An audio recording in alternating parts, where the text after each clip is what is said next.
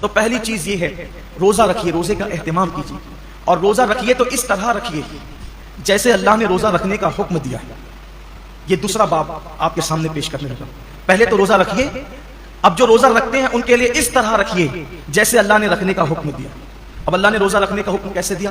حدیث پاک میں آتا ہے کہ اللہ کے رسول صلی اللہ علیہ وآلہ وسلم فرماتے ہیں کہ بعض روزے دار ایسے ہوتے ہیں جن کو روزے میں بھوک اور پیاس کے سوا کچھ نصیب نہیں ہوتا، یعنی صرف وہ بھوکے اور پیاسے رہتے ہیں، بس ان کو کچھ ملنا نہیں ہے۔ وجہ اس لیے کہ انہوں نے جو حلال کھانا تھا، جیسے کھانا حلال ہے نا، پانی بھی حلال ہے، مغرب بعد تو کھا سکتے ہیں نا، وہ تو حلال ہی ہے، صبح صادق سے پہلے کھا سکتے ہیں، حلال ہی ہے، لیکن روزہ رکھنے کی نیت کرنے کی وجہ سے وہ حرام ہو گیا تو رک گئے کھانے پینے سے۔ لیکن جس کھانا جو حلال تھا روزے سے پہلے اور روزے کے بعد، وہ روزے کی حالت میں تو ہم رک گئے کھانے پینے سے، فریج بھری ہوئی ہے پھلوں سے، رک گئے ہیں، کچن بھرا ہوا ہے کھانے سے، رک گئے ہیں، مگر گالی تو ہمیشہ حرام ہے۔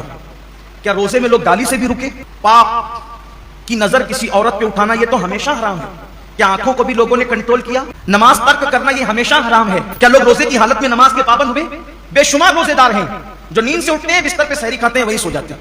یہ کون سا روزہ ہے جس میں کوئی نماز ہی نہیں؟ روزے کے متعلق میرے آقا صلی اللہ علیہ وآلہ وسلم کے فرمان کا مفہوم ہے، روزہ وہ ہے صحیح معنی میں جو آنکھ کا بھی روزہ ہو، جو زبان کا بھی روزہ ہو، جو کان کا بھی روزہ ہو، جو ہاتھ کا بھی روزہ ہو، جو پیر کا بھی روزہ ہو۔ آنکھ کا روزہ یہ ہے کہ جن چیزوں کو اللہ نے حرام کر دیا روزے کی حالت میں انہیں نہ دیکھو۔ یہاں تو روزے میں لوگ گیم کھیلتے بیٹھے ہوئے، دیکھ لیجیے، ٹائم پاس کر رہے ہیں۔ کیوں بھائی گیم کھیلتے ہو، تسبیح کیوں نہیں پڑھ سکتے؟ یہ تو مہینہ تسبیح اور تلاوت کا ہے، درود شریف کا ہے۔ اچھا یہ تو گیم کھیلنے، اس میں کوئی تصویر تو نہیں ہے، یہ حرام تو نہیں ہے؟ اسلام میں وقت ضائع کرنا ہی حرام ہے، تضییع اوقات حرام ہے اسلام کے اندر۔ گیم کھیلنا موبائل پر یہ حرام ہے۔